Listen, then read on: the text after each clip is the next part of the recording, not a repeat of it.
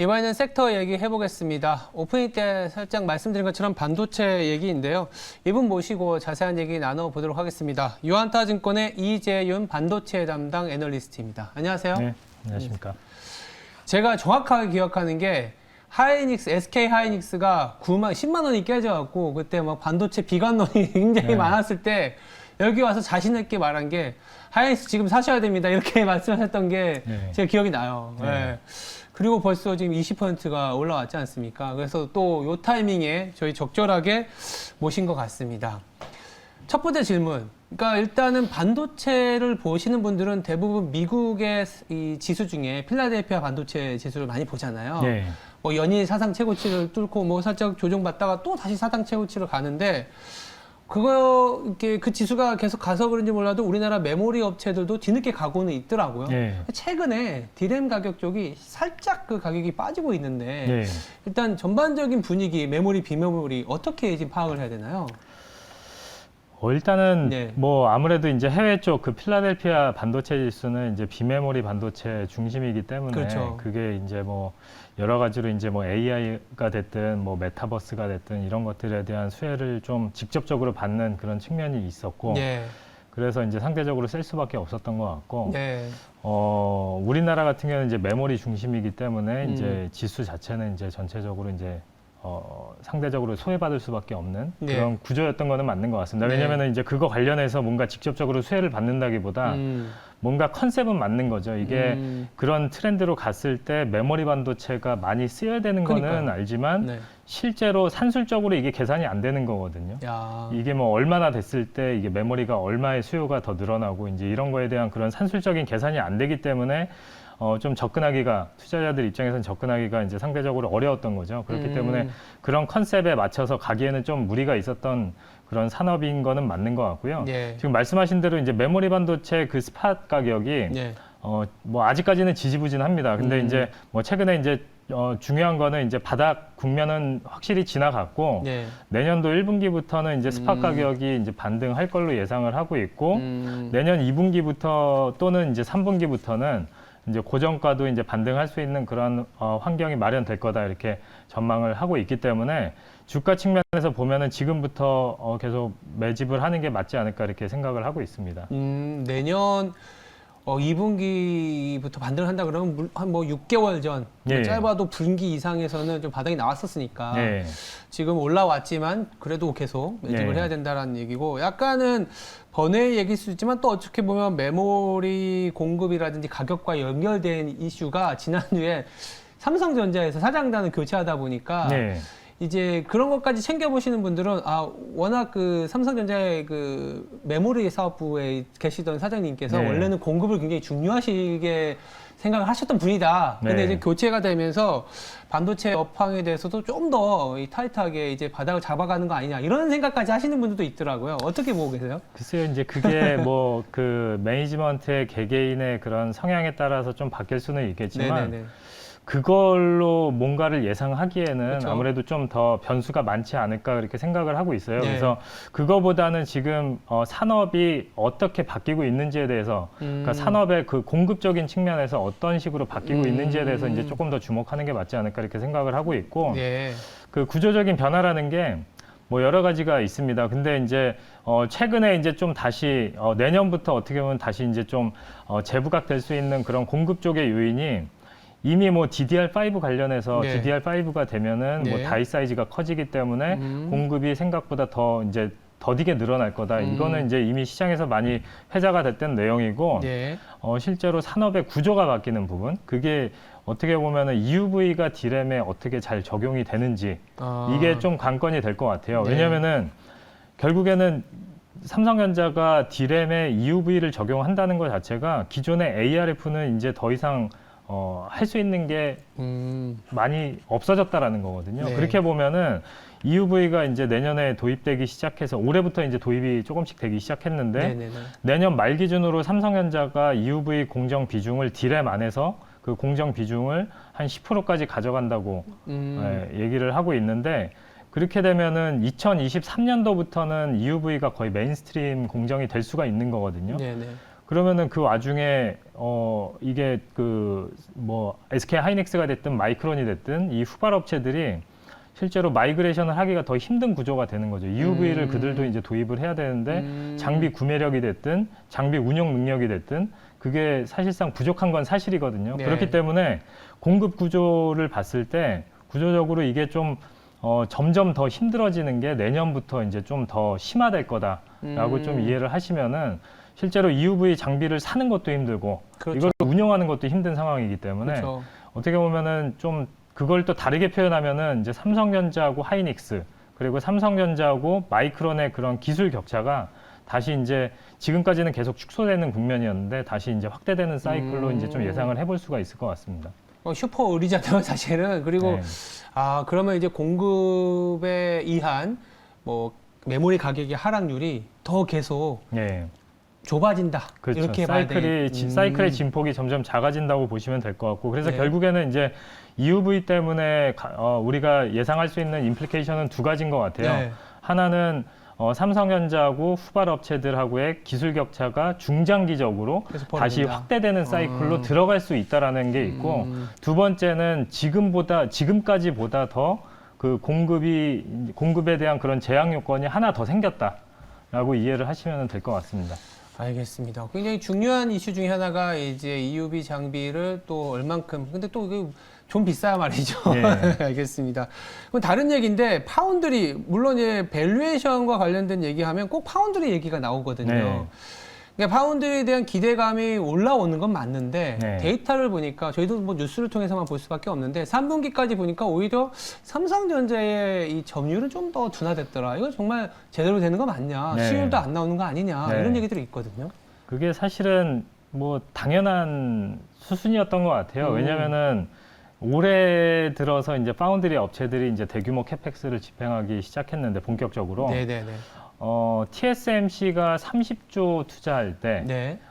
삼성 파운드리 같은 경우에는 10조 초중반 이렇게 투입을 했거든요. 그러면은 네. 당연히 이 수치만 봐도 그렇죠. 점유율이 TSMC보다 빠질 수밖에 없는 구조잖아요. 그렇죠. 그래서 그거는 이미 뭐 충분히 예견이 됐던 부분인 거고 중요한 거는 지금 산업의 그런 경쟁 환경이 바뀌는 거에 또 주목을 해야 된다. 예. 이게 TSMC를 따라가고 못 따라가고의 문제보다는 산업의 구조가 바뀌면서 삼성전자 파운드리 사업부가 어떻게 방향성을 잘 잡을 수 있는지 없는지가 더 중요한 것 같거든요. 예. 근데 그거에 있어서는 충분히 긍정적으로 코멘트를 할 수 있는 거고 이게 결국에는 여기에서도 또 마찬가지로 또 EUV가 이제 들어가는 건데 예. 파운드리 산업에 이제 여러 플레이어가 있었는데 EUV가 2018년도부터 본격적으로 도입이 되기 시작했고 그렇게 되면서 자연스럽게 TSMC하고 삼성 파운드리만 EUV에 대응을 할 수가 있었던 겁니다. 예. 그러면은 그 전까지는 그 세컨티어 업체들, 삼성전자를 포함한 그러니까 TSMC를 제외한 업체들 네. 간의 그런 경쟁이 치열했다고 보면은 EUV가 도입되면서 그 경쟁이 정리가 된 거죠. 그렇죠. 그러면은 TSMC하고의 격차는 뭐 더 벌어지고 더 좁혀지고 그게 중요한 게 아니라 이 사업의 방향성은 명확하게 잡혔다 우상향으로 그렇게 전망을 해볼 수가 있을 것 같습니다. 알겠습니다. 그리고 시청자분께서 한번 질문을 주신 건데 업계에서는 TSMC가 3나노에서 자신이 없다 이런 얘기도 있다고 하는데 애널리스트가 어떻게 보시는지 이런 질문이 올라왔네요. 일단은 공정 기술력이 상당히 중요하죠. 반도체 업체 입장에서 공정 기술력이 상당히 중요하고 이게 보면은 삼성전자 메모리 사업부 같은 경우는 그게 훨씬 더 중요한 사업이거든요. 그러니까 업의 특성상 메모리랑 파운드리랑 비교를 해서 보면은 메모리는 거의 100%가 90% 이상이 다 공정 기술력이라고 보시면 되거든요. 근데 파운드리 같은 경우에는 그 중요성을 어떻게 뭐 좀 대략적으로 이렇게 좀 생각을 해보면은 공정 기술력보다 더 중요한 요소들이 상당히 많아요. 그래서 공정 기술력도 중요하지만 그거보다 이제 삼성 파운드리가 아무래도 이제 업력이 TSMC 대비 훨씬 더 못 미치기 때문에 그 지금까지 누적된 그런 뭐 무형 자산, 그러니까 뭐 IP 자산이 이제 대표적인 예가 될 것 같고 그리고 이제 고객사를 많이 확보를 하기 위해서 그 공정 라인업을 다변화시켜야 되는데 삼성 파운드리 같은 경우에는 아직까지는 공정이 선단 공정에 좀 집중된 그런 특징을 갖고 있거든요. 그렇다 보니까 당연히 고객군도 좀 소수로 이렇게 압축이 될 수밖에 없는 거고 네. 그래서 고객사, 그러니까 팹리스 업체들 입장에서는 이 파운드리 업체를 선정을 할 때 어떤 구조를 갖고 있어야 편하게 접근을 할 수 있을까 보면은 지금 말씀드린 그런 IP 자산도 있어야 되고 공정 그 라인업도 다양하게 갖고 있어야 팹리스 업체들이 손쉽게 접근을 해서 이제 제품을 개발하기 시작하는 건데 삼성 파운드리는 아직 그거를 구축하는 과정이라고 보시면 될 것 같습니다. 그래서 뭐 아직까지는 이제 뭐 여러 가지로 이제 부족한 부분이 있지만 아까 말씀드린 대로 그런 경쟁 구도 때문에 이 기반을 마련하는 와중에도 사업의 실적은 계속 우상향하는 게 상당히 명확해 보인다라는 게 첫 번째 포인트인 것 같고 네. 그 와중에 이거를 어떻게 그 TSMC를 따라갈 수 있는 그런 기반을 잘 구축하는 게 이제 삼성전자의 향후 뭐 10년 동안의 과제라고 보시면은 될 것 같습니다. 뭐 TSMC를 그나마 따라갈 수 있는 뭐 거의 유일한 업체다 이렇게도 볼 수 있겠네요. 알겠습니다. 그리고 그러다 보니까 삼성전자가 최근에 뭐 캐펙스 44조 원 이런 얘기도 나오는데 뭐 삼성전자에 대한 아이디어도 좋지만 또 이걸 통해서도 얻을 수 있는 투자 기회들이 굉장히 많지 않습니까? 어떻게 꼽아볼 수 있을까요? 일단은 삼성전자가 이제 파운드리 같은 경우에는 시장에서도 다 동의하는 부분이 계속 캐펙스 규모는 사상 최대로 늘어날 거다라고 이렇게 예상을 하고 있는 부분인데 아무래도 아직까지 이제 메모리 쪽의 캐펙스가 그 우리나라 서플라이 체인에는 절대적인 역할을 하고 있기 때문에 메모리 캐펙스가 어떻게 되는지가 이제 좀 시장에서 의견이 많이 갈리고 있는 그런 상황인 것 같습니다. 그래서 올해도 상당히 많은 규모의 그 캐펙스가 메모리에 투입이 됐는데 그래서 이제 내년도에 더 증가를 할 수 있을까라고 이렇게 의구심을 많이 갖고 있는 것 같습니다. 근데 이제 중요한 거는 2020년부터 우리가 확인할 수 있는 거는 삼성전자 메모리의 캐펙스는 20조 원대로 계속 투입이 되고 있거든요. 그럼에도 불구하고 그 웨이퍼 캐파가 증가하는 거는 거의 나타나지 않고 있는 그런 상황입니다. 그만큼 단위당 투자 비용이 늘어나기 시작한 게 2020년. 그러니까 제품별로 보면은 D램 같은 경우에는 1G 나노미터 D램 그리고 3D 낸드 같은 경우는 100단 이상의 3D 낸드 이쪽에서 기하급수적으로 그 단위당 투자 비용이 늘어나면서 그 웨이퍼 캐파는 증가는 제한적인데 투자 금액은 상당히 많이 들어가야 되는 그런 상황인 거죠. 그래서 그게 1G하고 100단 이상의 3D 낸드라고 하면은 실제로 내후년까지도 계속 이어질 이슈인 것 같고 거기에다가 이제 EUV가 D램에 이제 도입이 되는 올해가 이제 첫 해고 내년부터 이제 좀 비중이 조금씩 올라와서 23년부터는 이제 메인스트림이 될 것 같은데 그렇게 되면은 이제 그 투자 비용은 더 커질 수밖에 없는 거거든요. 그래서 삼성전자의 캐펙스는 어떻게 보면은 지난 8월 달에 삼성그룹이 발표했던 그 투자 내용을 들여다보면은 향후 3년 동안 매년 40조 중반씩 이렇게 투입이 되는 걸로 추산이 되는데 그 정도 규모는 이제 계속 투자가 들어가야 되는 그런 상황이다라고 전망을 하고 있습니다. 그렇기 때문에 우리나라 소부장 업체들, 그러니까 삼성전자, 하이닉스도 지금 메모리 업황으로 인해서 좀 선제적으로 매수를 하는 게 맞고 내년도 캐펙스에 대한 노이즈가 아직은 있지만 연말 연초까지는 노이즈가 계속 있을 것 같습니다. 하지만 절대적으로 이제 투자 규모가 올해보다 줄지 않을 거다라는 게 이제 가장 큰 포인트인 것 같고 실제로 이제 발주 모멘텀을 봐도 연말 연초부터 이제 시작될 가능성이 상당히 커 보입니다. 이제 평택 P3 공장에 이제 발주가 나올 때가 이제 된 걸로 파악이 되고 있고 그렇게 보면은 우리나라 메모리 관련된 그런 서플라이 체인들이 상당히 좋지 않을까 이렇게 예상을 하고 있고 그 안에서 보면은 전반적으로 다 좋겠지만 그 안에서 이제 좀 개별적으로 이제 회사 구조가 바뀔 수 있는 여력이 있는 그런 회사를 좀 찾아보면은 원익 QNC가 여전히 가장 업사이드가 커 보이고 그리고 이제 서플라이 체인은 아니지만 그 8인치 파운드리 업을 하고 있는 DB 하이텍도 최근에 주가가 많이 올랐지만 여전히 그 8인치의 업황을 보면은 실제로 12인치 파운드리하고 8인치 파운드리하고 좀 구분을 해서 봐야 되거든요.